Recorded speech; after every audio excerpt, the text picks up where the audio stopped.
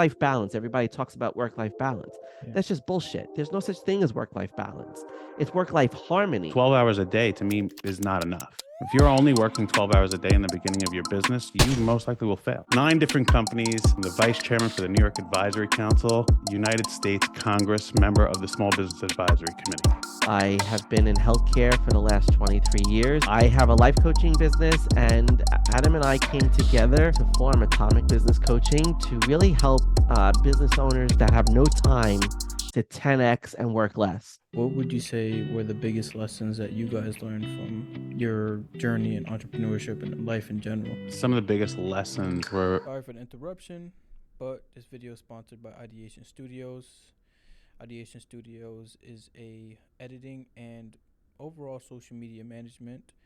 If you want to get in contact with Ideation Studios, there will be a link in the description, and some of the work will be in the description. Now back to the episode. You guys are live. Thank you.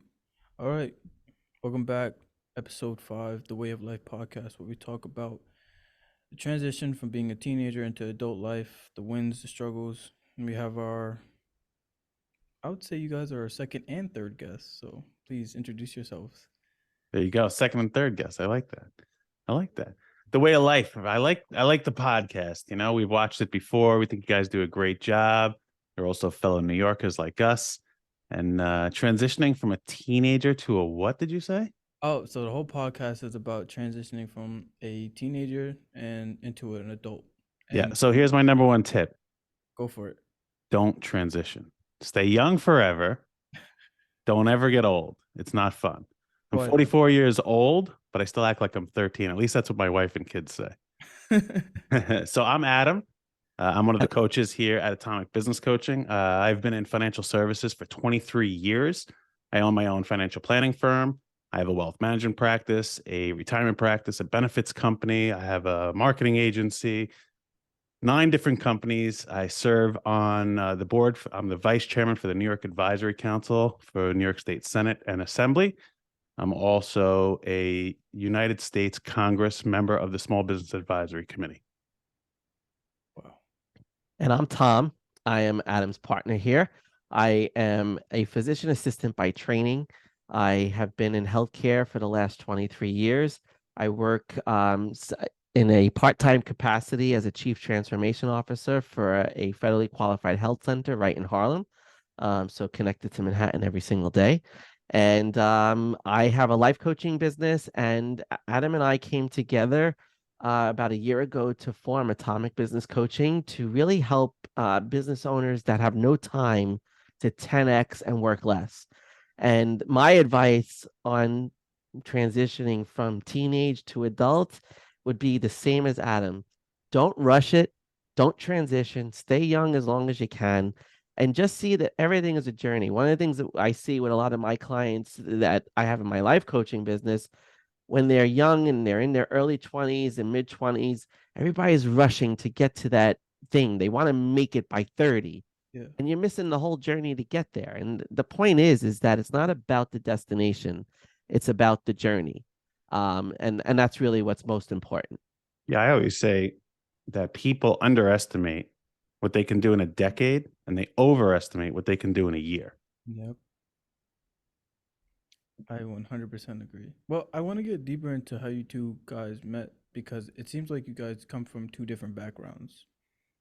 Yeah, vastly different backgrounds that Guys, you wouldn't think have anything to do with one another. So yeah, I'm born and raised in Long Island, New York. And I founded during COVID, actually right before COVID, I founded a networking group called Long Island Networkers. And we've had about 30 different meetings. I think we've had close to 500 attendees. We have about 3,000 different businesses on Long Island that follow us or engage with us. And Tom and I met at one of these functions. And funny enough, he was referred to come to that group because his cousin is an accountant. And his cousin and I both went to New Hyde Park High School, and we were in the Academy of Finance together. The Academy of Finance, basically, you go through college. So I went through Hofstra University through 10th, 11th, and 12th grade in high school. Wow. And it's one of only 4 schools in New York that have this Academy of Finance. So I was just very lucky to be in the right place at the right time. So I met Melissa, and Melissa was part of this group, and she said, "You know what? We got to bring my cousin Tom in here." And when he and I met, we kind of hit it off as a personal note, and then I'll let Tom kind of explain how we actually started working together. Yeah, so one of the beautiful things about what we were both doing is we were both working with similar people. Adam in his finance business was working mostly with young families and who happen to also be business owners. Yeah. And in my coaching practice, I was seeing a lot of people struggling in relationships that were happened to also be business owners. So we had a lot of synergy together to say, okay, wait a second. My clients really could use your business wisdom, and he said, a lot of my clients could use your life coaching and your relationship coaching. And we were like, all right, well, that kind of makes sense. And it kind of became this, this marriage that we are able to help people really navigate through life and business. And, nobody else is doing this. No other company out there that we know of has a life coach and a business coach. And together we say we're business coaches, but I understand as a life coach what it really takes to be a business owner, very different than some other life coaches out there, because we believe that there are certain things that life coaching may address to get away from in your life, Yeah. but it really is not going to allow you to be that competitive business owner and that really strategic business owner that you're going to need to be. And that's where we complement our strategies to. So I'm not just your typical life coach, I'm more of that business life coach. Yeah. And bringing us together has been such an awesome experience, and we get to help so many people. I mean, we work with a couple right now that he's the primary business owner, she's also the business owner, but I work with her on her relationship stuff, and Adam's been working with him on all the business stuff. Yeah. And their marriage has blossomed. They have each blossomed individually, and that's because we've both taken both of our areas of expertise and married them together to really be effective in helping people to navigate. Wow. Yeah, and we've helped them. This is the first year they'll cross seven figures in their business, so Yeah. it's a pretty big deal. So when you guys are looking at a couple or say a specific individual who has a business, is there a way where you structure it to see which one needs more work on business side and one more on life side, or do you try to mesh the two equally? Yeah, that's a great question. So when we have like husband and wife partnership or just a normal partnership, I've worked with them in the past as well. They everyone has to be on the same page, right? So you have to understand what the other person is thinking in your partnership, whether it's boyfriend, girlfriend, husband, wife, business partner, whatever it is. The number one thing you can do is have really good communication and an understanding of what the other person feels, thinks, and wants to act upon. So what Tom and I do is we have our program called 5WH. And in that program, we require any partners to do it simultaneously with us. So they'll meet with me. So both partners will meet with me. And then the following day, both of them will meet with Tom. Hmm. At the end of that program, which that's an 8-week program, they have the ability to continue on with us. Every client who has worked with us so far has continued to the next step. In that next step, that's where they will deviate, and one will work with Tom or one will work with me. If it's a single person, they tend to work with both of us, just in different capacities. But Hmm. we really want them to build that foundation together. So as they're going on their own journey forward, they understand why they're doing it and why the other person is doing what they're doing and how they're a part of the progress in the business and their life. Does that make sense? Yeah, that makes a lot more sense because I was thinking about it while I was searching your website. I was like, I know a person as an entrepreneur will come as like, listen, I want you to give me all the advice to grow my business, screw all the other stuff, and they're like just like a workaholic. And there was some people who like they want to have a happy balance. So Mhm. it was weird how you would give an analysis of who the person is. Yeah, and Well, usually it's a lot of the times when that person who is the workaholic, when they do tend to work with us, they find out that they don't need to be a workaholic to get all the things that they want. And that's really what Tom works on. yeah, and each step of our process is very complementary, right? As Adam's going through the 5WH from the business side of things, I'm looking at the 5WH from the life side of things. And what are the issues that are going to come up? Like in our Who meeting, Adam will talk about who do you want to be and who are you right now? And I'm like, and I look at it from, okay, who has who and what has formed you to this point, and what are the things that really work for you, and what are the strategies and the pieces that are coming together, and now what are some of the questions and the insecurities and the confidence issues and all these other things that are coming about because of all of these things that we're asking you to define about yourself. And if you don't have that complement, and what we encourage people to really look at, and why we're together as a life and business coach, is really so people understand is you cannot be a successful business owner and entrepreneur and have a totally messed up life. You have to have a harmony between the two. You have to see your life as in constant flow, because if you don't see your life in constant flow, you're going to burn out. Because if there's something in your personal life that's impacting you, it's going to impact your business. And the same thing on the other side. If there's something in the business, it's going to impact your relationships and all the other things in your life. And people try to separate that, right? Work life balance. Everybody talks about work life balance. Yeah. That's just bullshit. There's no such thing as work life balance. It's work life harmony. It's how it flows from one thing to the other, to the other, to the other, and keeping that you make time for the key things in your life. When we go through this with a lot of our clients in terms of blocking their time, is make sure you have time for you, make sure you have time for your business, make sure you have time for your partner and your family, and then you make sure you have time for everything else. And if your schedule on a weekly basis doesn't have those four, and we put them in colors, they don't have colors on their calendar, they don't have all four colors represented on their calendar, they're not going to live a life of harmony, because it's not there. It's not there to be lived. You have to put it there to be lived, and be flexible and be able to adapt in that.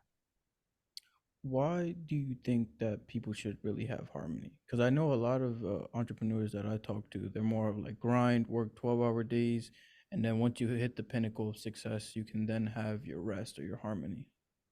Well, that's actually there's no, as Tom said, there's no balance to it. So 12 hours a day to me is not enough. If you're only working 12 hours a day in the beginning of your business, you most likely will fail. You probably have to put 15 to 18 in. Okay. You really have to do that. Now, you still have to live the other aspects of your life. You still have to be yourself. You have to take care of yourself, health wise, mental wise. You have to be there for your spouse or your partner or whatever else it is. And you still got to do the laundry and go food shopping, right? Yeah. So all these things have to take place. It's just making sure that they have a harmony together. It's not a balance. Now, yes, as you become more and more successful, that 18 hours can go to 15 and 15 go to 10. And we have a business owner that we work with that he's down to working 4 hours per month. Wow.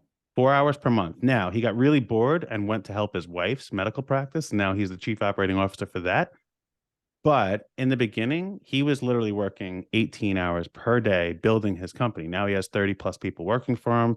He's pushing close to $1 million in profit, and and it's a wonderful thing. But in the beginning, yeah, he had to grind it out. So we are definitely not advocating for in the beginning to like, hey, let's go on vacation all the time and chill out and do our thing. No, you got to hustle. You got to grind it out. Yeah. There's no getting away from that. But it's having that harmony and making sure, as Tom said, on your calendar, everything is listed out. So yeah, you may work 18 hours a day for 5 days, and then maybe the other two you only work 10. Well, that gives you an extra 8 hours to accomplish all the other things like laundry and food shopping and maybe meditation and going to the gym. And look, I tell my 11-year-old son, he's busier than me at this point. He's involved in all these different activities and school and this and that.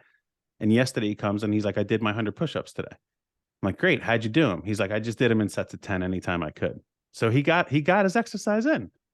And he's almost as tall as me, 11 years old. The kid's so damn big, but it's like I get a little nervous. He's gonna beat me up one day, but I'll never let him. So Well, on that note, how do you go about running 9 different companies and also have time for children, have time for your family? Like, yeah, how does that I understand with the harmony aspect of like take specific time blocks to block out for certain activities, but even for myself personally, I get so immersed into work that sometimes if I give myself an hour turns into 4 somehow, and I didn't even realize the time went by. correct. Is there any, I would say, tips, tricks, tactics that you can use that will snap you out of that work block into family time or you time or etc.? Yeah, so there's a kind of a yin and a yang to that. Is when you're in that state of flow and 4 hours just goes by, that's actually a very good thing. You don't want to disrupt that. You want to have the availability to do that, but you don't want to disrupt that. Okay. So if you can really dig into something and take that kind of time and be in a state of flow and accomplish amazing and let your creativity go, that's a wonderful thing. So you don't want to do that. Okay. You don't want to detach from that, is what I'm saying. Um, but there are times when the next thing is up. And for that, I very simply use a timer. I literally have a timer sitting on my desk right here. Anyone who's listening can't hear it, but if you're looking at it, and I set this timer and then I hit go. When that timer goes off, I am done with whatever I'm doing. And we have a link to get that on our website, I think. I think it's like $20 or something like that. But Description. that's a timer is something that you have to have in your life. And let me shut this off, otherwise it's going to go off in the middle of our podcast here. But that's the number one thing is you time block everything you're doing. You allocate all that time. Every Sunday, I look at my entire week and make sure all those things are there. But you asked me a question: how do I run 9 companies? I do not. I don't run 9 companies. I own them, but I don't run them. At one point, I did. I set the mission and the vision.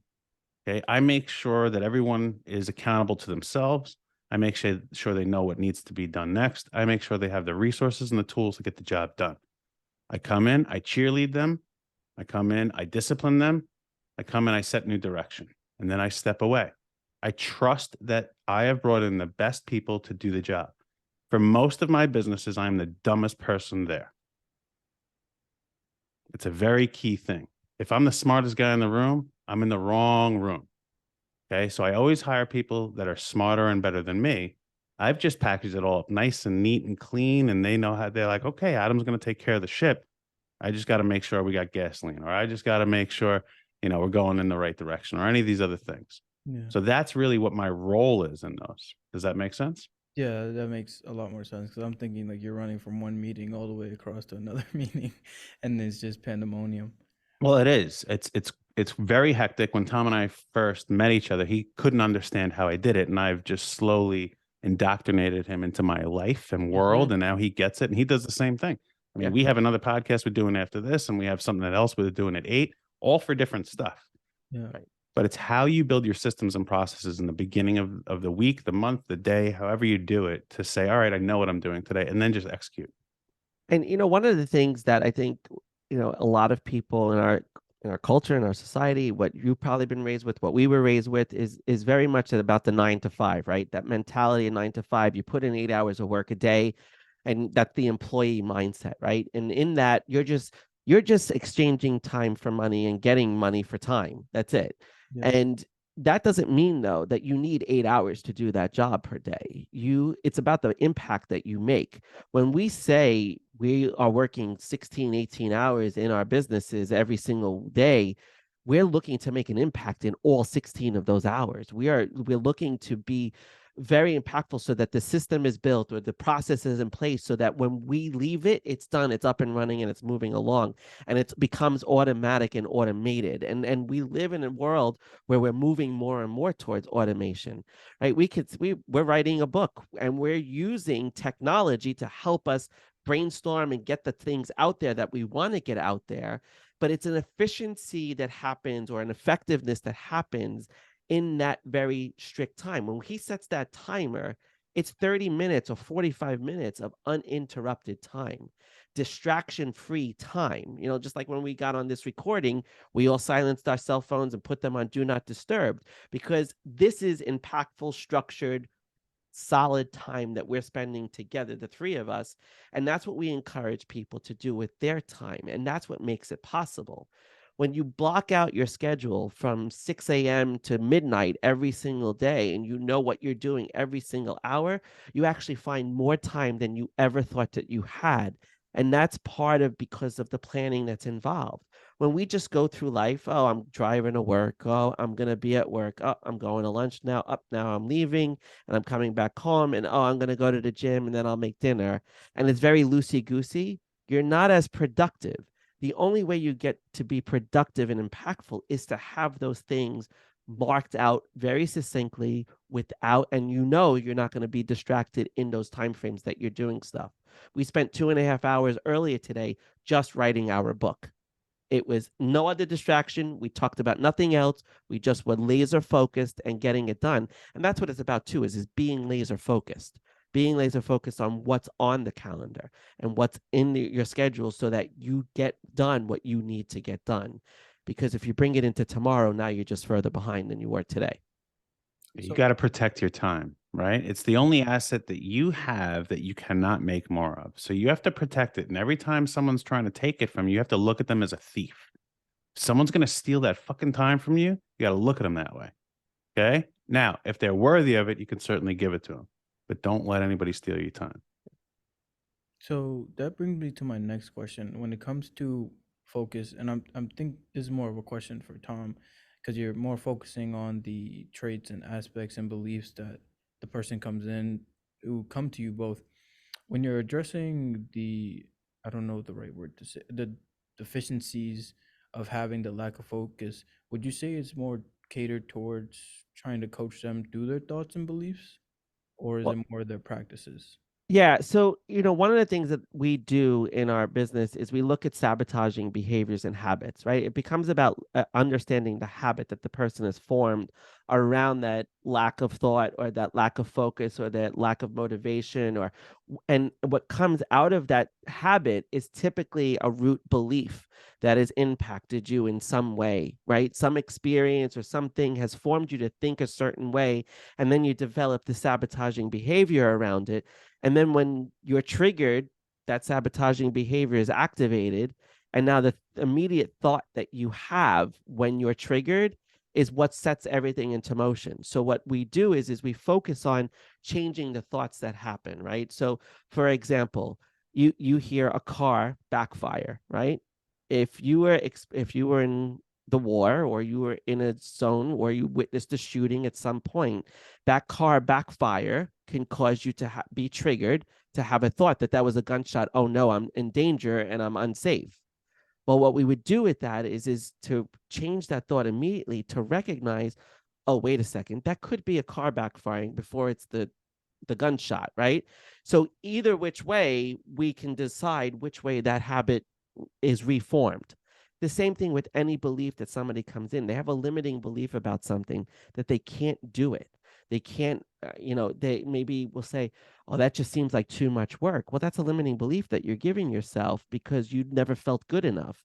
Well, that habit is born in never being good enough, but now we have to change that and say, okay, can I really not do that? Can I change the thought that I'm having about it? Because if I could change the thought, I can take action and experience other things that are going to lead me down a better path. Does that make sense? It's Yeah. all about changing and modifying the thought that's associated. Because if you change that, you can change everything. And the sabotaging habits can actually be changed. When people are people pleasers, right? They don't know how to say no.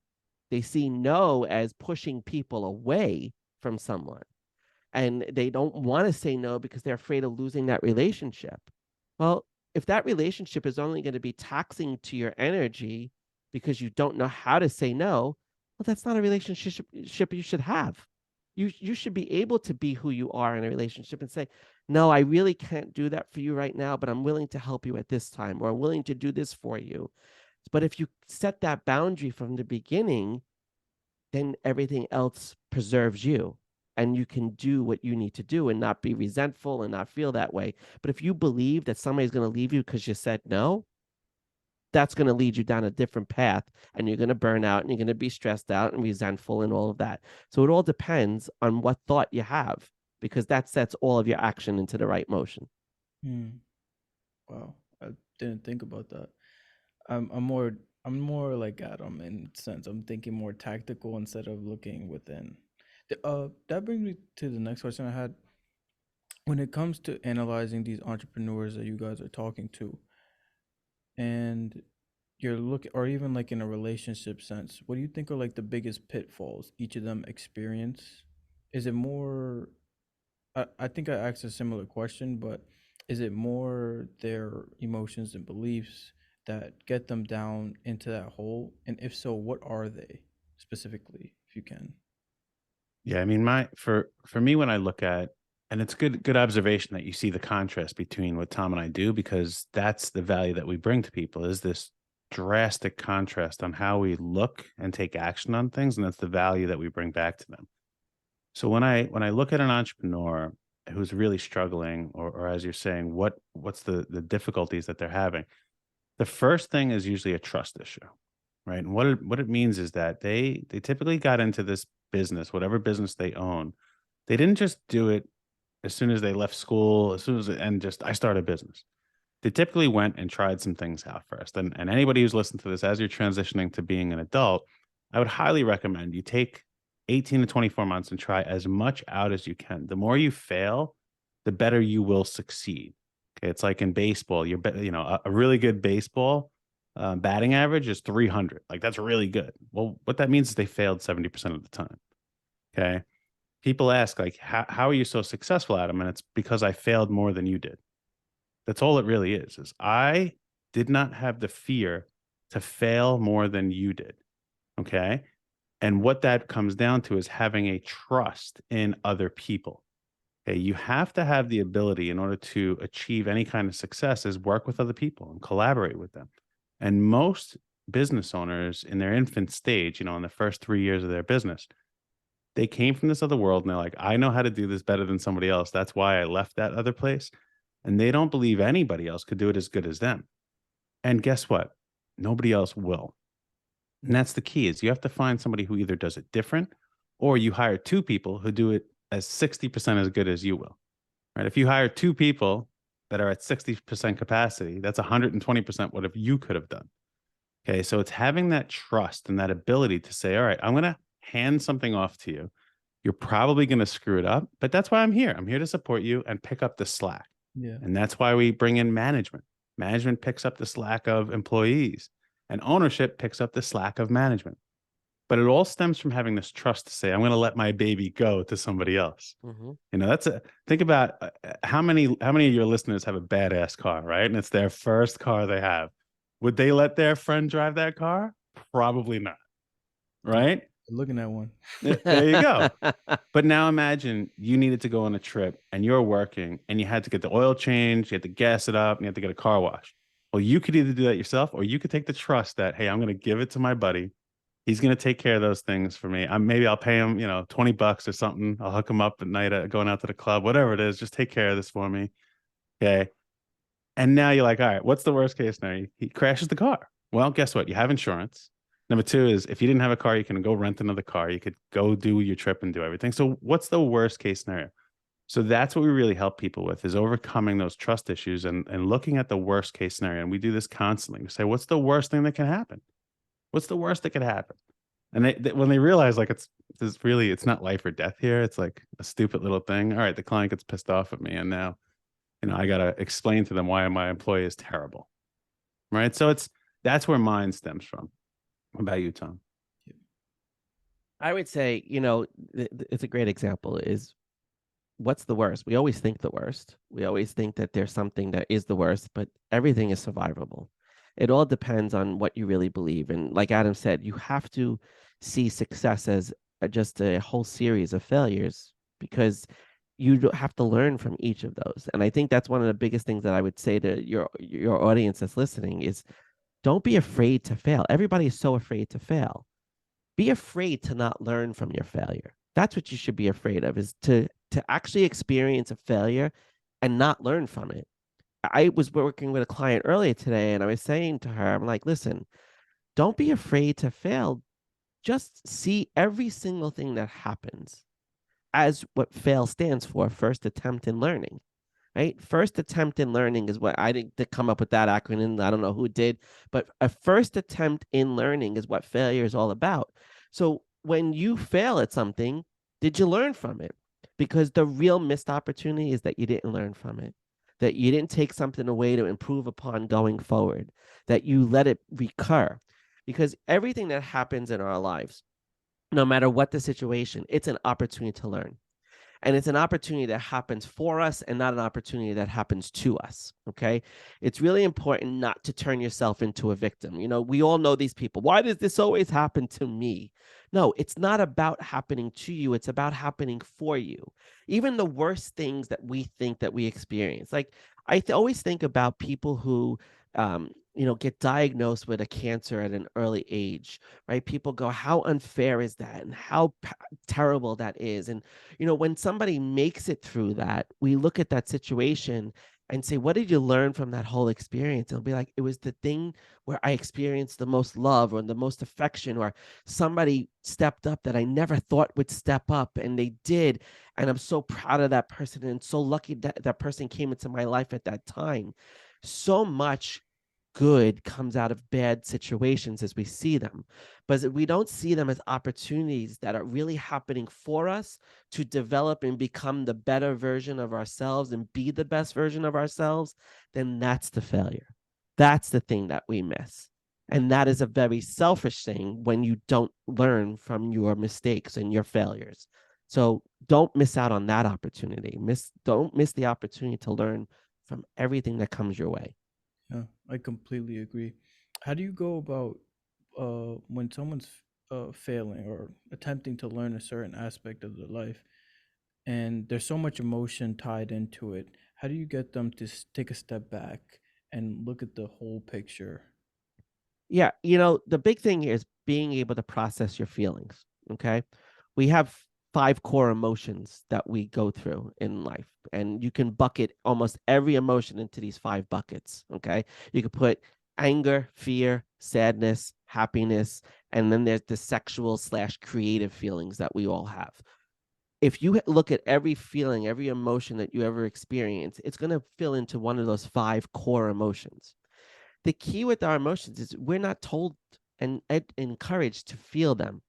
A lot of times when you're a little kid and your parent says, stop crying, they're already invalidating that emotion, that feeling that you're experiencing. Don't feel that way. How many times have somebody said to you, don't feel that way? We're always in a world where our feelings are being invalidated. And what I encourage people to do is to feel their emotions. Because when we feel our emotions and we find where it is in our bodies and we can experience what that emotion is in our body and understand what it's doing to us, then we can take it and release it. And that's one of the biggest things when people get too emotional. I tell people, go to the facts, stick to the facts of the situation, remove the emotion, but only remove the emotion after you've made time to release the emotion. So the key is to see the big picture. You have to look at the facts and remove the emotion, but you have to also make time to release that emotion. So if you could do both of those things, remove the emotion, release it, and then remove it and look at the facts, then you can really see the whole picture. Because when you're anxious or you're fearful or you're sad, those thoughts that you have are not real thoughts. They are not really your reality. It's a reality that you're constructing for yourself. But when you step back and you remove that emotion and release it, you could actually see what reality actually is. Wow, that that hit me right here. I'm not even gonna lie. I was like listening to every word you said. I completely agree. I wanted to When get on you the. talk about the emotion that's attached to it, right? When people are failing, Mhm. a lot of the time it's because they feel alone. They feel like I'm not supposed to be this way, and no one else is going through this, and I should be a lot more successful. And Tom and I are a part of a mastermind group where we help people to make $2,740 per day, which is $1 million per year. It's actually called Project 2740. And there's a study that was done at Harvard about a chemical. They call it the love drug, and it's called oxytocin. Mhm. Okay. And what this oxytocin does is it gets released when you deal with love or also when you deal with shared struggle. And this oxytocin will allow you to have a lot more progress. It will allow you to be more persistent. It'll allow you to have that grit and continue on and go through whatever you need to do. So when you're dealing with that fear, that usually most people will stop, right? It kind of like Yeah. puts them at this, I got to give up here. Well, this oxytocin allows you to push through all of that and continue to go. So it's released in love, but it's also released in, like I said, shared struggle. So one of the best things you can do when you are having these fear of failure or you're really getting down, is have a have a conversation with someone who has a common struggle with you or has either been through it or about to go through it. And that's really what creating the culture around you is. I forget who says this, but you are the sum total of the 5 people you surround yourself with. Well, those 5 people you surround yourself with are a huge asset and could be a huge liability to you. If you have people that you can be completely open and honest and share your struggle with and don't feel like you have to prove to them that I'm so great, and you can say, look, I really screwed up. Like things aren't going good. I might go out of business. And they'll be like, you know what? I was there one time too. Or I know somebody. Or hey, let's go call Adam. I know he had a business that failed one time. Let's talk to him about it. And when you have that, you will have this release of oxytocin and you will be able to push through. It's just biology, right? It's built into us to allow it's fight or flight, right? That's what this whole thing is. And you can either back up and fly away or you can fight through it. So on a biochemistry level, you can actually control how you go through this. You can never control the emotion you have, like Tom said. You want to accept that, use it, and be able to work through it. But that's a good way when you are in that state to work through it is get around some other people that have gone through it before.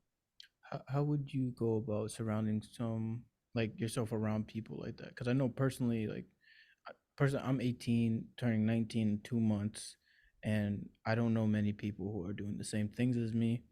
And even if they are, they quit in like 2 seconds. How'd you get us on your podcast? I cold DM'd you guys, and I got a reply. Okay, anybody who's listening, do what he did, Right. right? You didn't know who we were. You didn't know if we'd say yes or no, but you took a shot, right? I think I told you that. I like people who take their shot. Yeah. You took your shot. We're here. Now you have 2 people that you can speak to anytime because we're building a relationship right now, right? We're getting to know each other. I'm not saying we're going to be best friends and go on vacation together, but you'll know after this. You can pretty much call us at any time and ask us a question. And we know we could do the same to you, Yeah. right? Because just because we have more experience doesn't mean you don't have as much value as us. Okay. So, someone who you may look up at as a mentor, you can provide them an immense amount of value just as they can provide you. It's shared experiences, Mhm. right? So, that's how you do that. You don't have to create it, just do it. Mhm. And it doesn't have to be your age group, like Adam's saying. We all had mentors. We mentor, and you want to be mentored, right? It's the same thing. That's what life is about. Like when Adam said to me, "You want to go on this podcast?"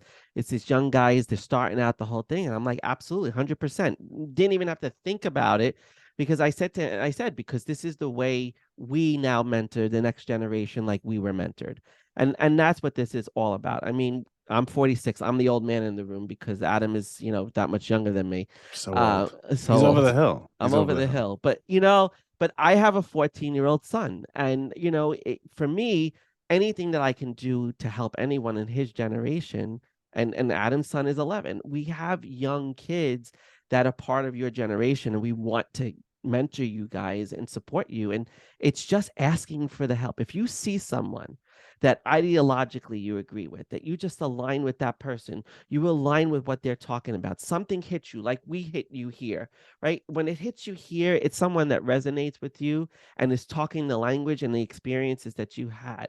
We've had those experiences. Little different timing because we didn't have podcasts and social media when Adam and I were kids. That didn't exist. We didn't even have cell phones. To 99 was my first cell phone I got, right? And that was the Motorola, the big one with the Oh flip yeah. and the whole My, thing. my mom had But one of those. yeah, I mean now your generation wants to buy those because those are cool. But bottom line is that we had a very different time that we grew up in, but life's experiences are all the same. History gets repeated over and over and over. And what you just have to do is look for the people that resonate with you and not be afraid to reach out to them.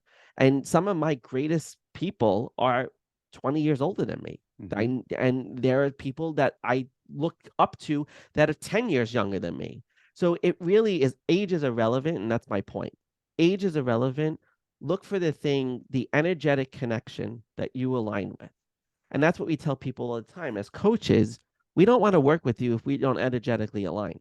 We don't want you as a client if you don't energetically align with us, because the only way we're going to be impactful for you is to align with your energy, and you're going to take what we're giving you and go and do it yourself.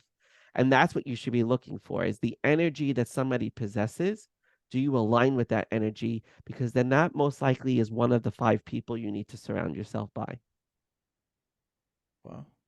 So if that brings me to the question, because you guys didn't grow up in this generation with social media and podcasts, and I love your guys' clips. I literally doom scrolled for like 20 minutes at my desk. If you guys were to start over today, what would you do? Oof.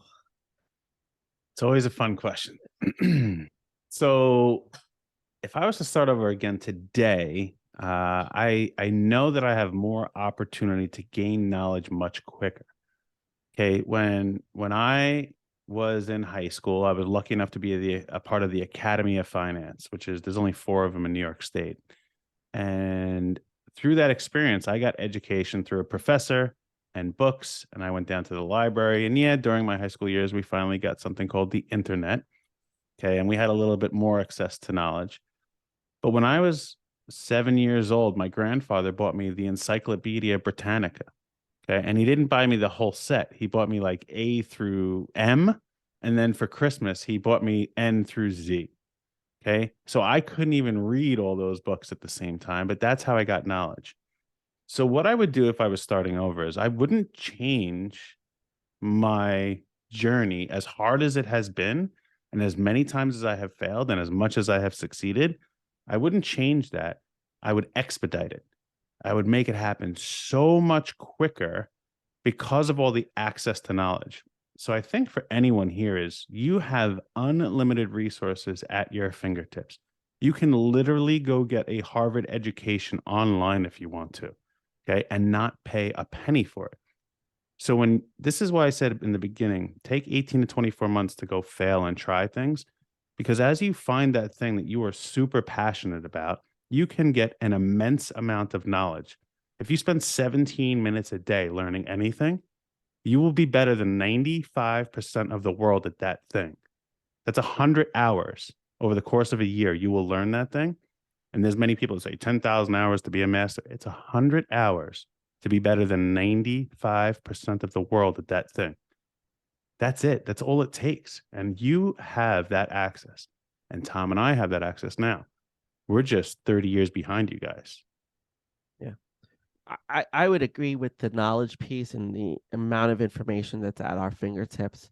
But one of the things that I really see is that for my own life, I would not live by the narrative that I lived by. I would take more control over the narrative that I was going to write for myself.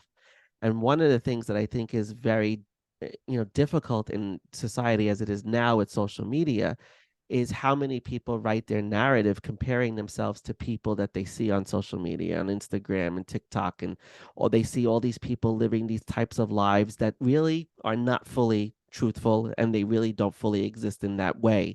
It's only how it's portrayed.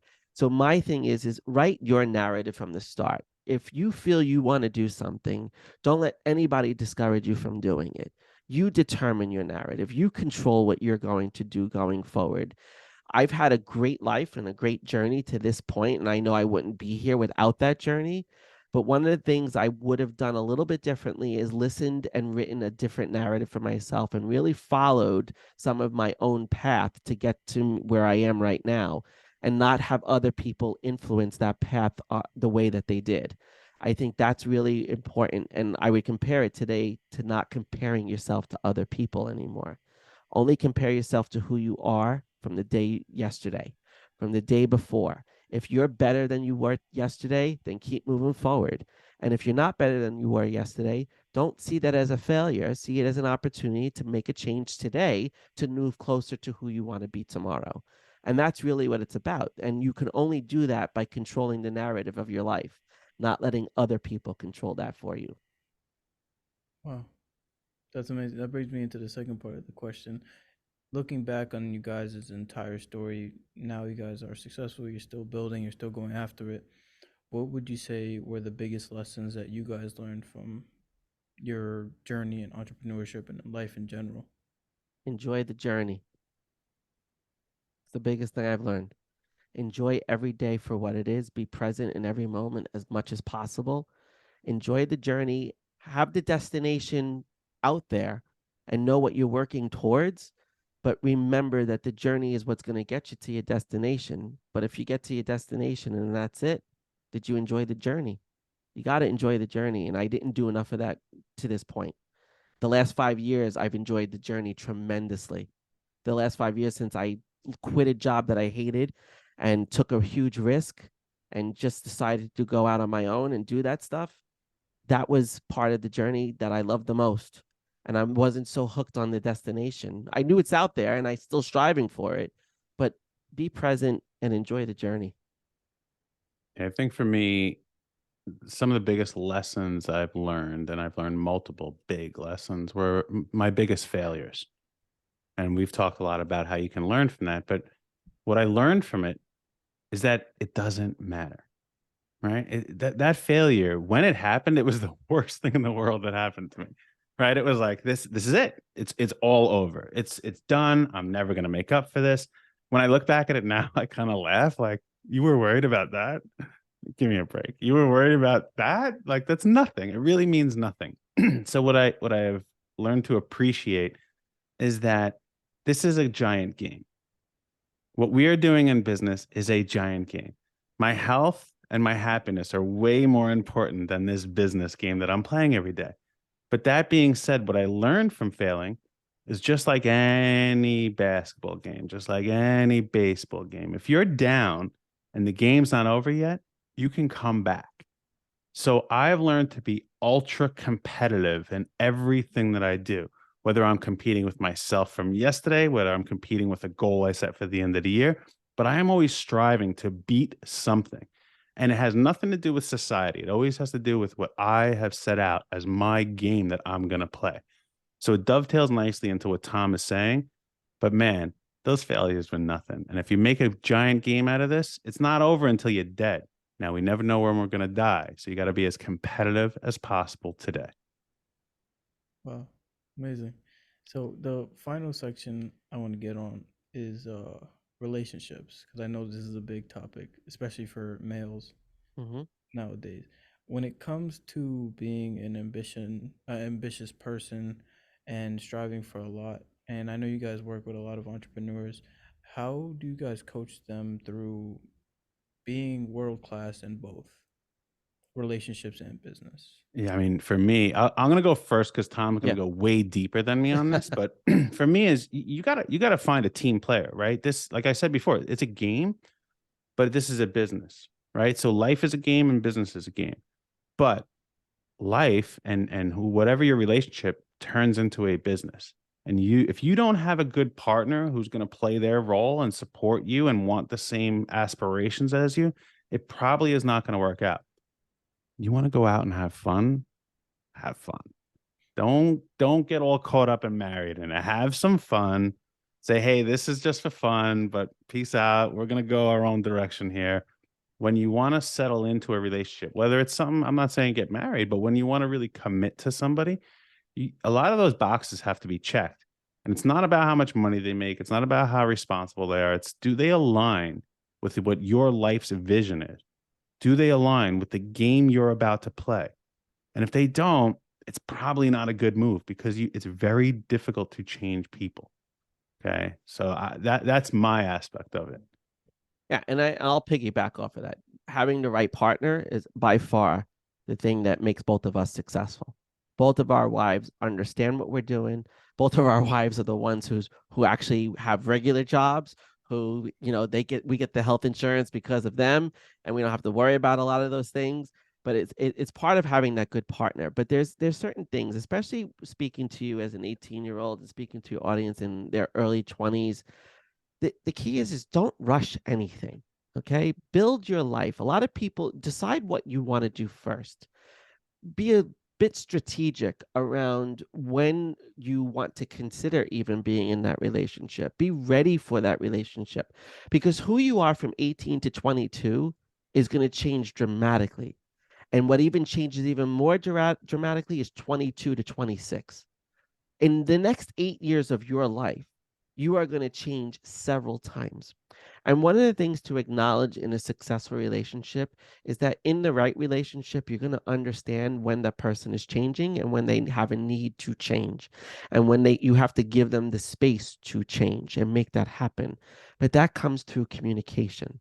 It comes through in how you're listening to that person, how you're speaking with that person, and how you're making the time for that person to have those conversations. Communication is by far the number one failure of every relationship, intimate relationship, friendship, collegial, vendor, client, client, vendor, whatever the situation. Those relationships are all based on communication. And it's how well you listen and how well you express yourself. And that comes where back going back into the feelings piece we were talking about. Being able to say very succinctly, I feel sad or I feel a certain way. You need to be able to communicate those emotions and not be invalidated for those feelings. And in relationships, the only way they work is if you are respectful of each other's feelings. So if you're in a situation where you're not ready to do that, then don't do it. Don't force something. Don't listen to anybody else. I work with a lot of clients in my life coaching business that are in their late 20s, early 30s, and they're all going through this.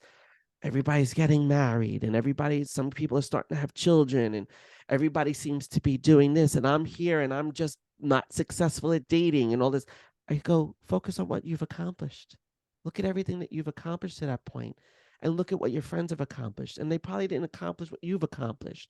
And that's the thing. You're on your own journey. This is up to you. Don't listen, going back to the narrative. Don't let your mother and father write the narrative for you and say, you're 27, you need to settle down. No, there's no such thing as that. Don't follow any other person's story. Write your own story. Figure out when, and when you're going to be ready. You'll know it. When you meet that person, you'll know that you're ready. The bottom line is that take this next 8 years to explore and fail as much as possible, because this is the only time in your life where you have no responsibilities. You have no obligations. You have only an obligation to yourself, to your health, and what you are deciding to do for your life and who the person is that you want to be. And that's the only obligation you should have, is to yourself. And take that time to experience life. Date as many people, be with as many people as you want to be with, see the things that you don't want, because it's always easy to discover what you don't want versus what you do want.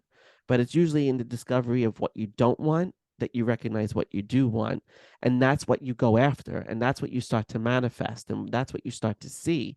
And when you start to see all of those things, that person will show up. I guarantee it.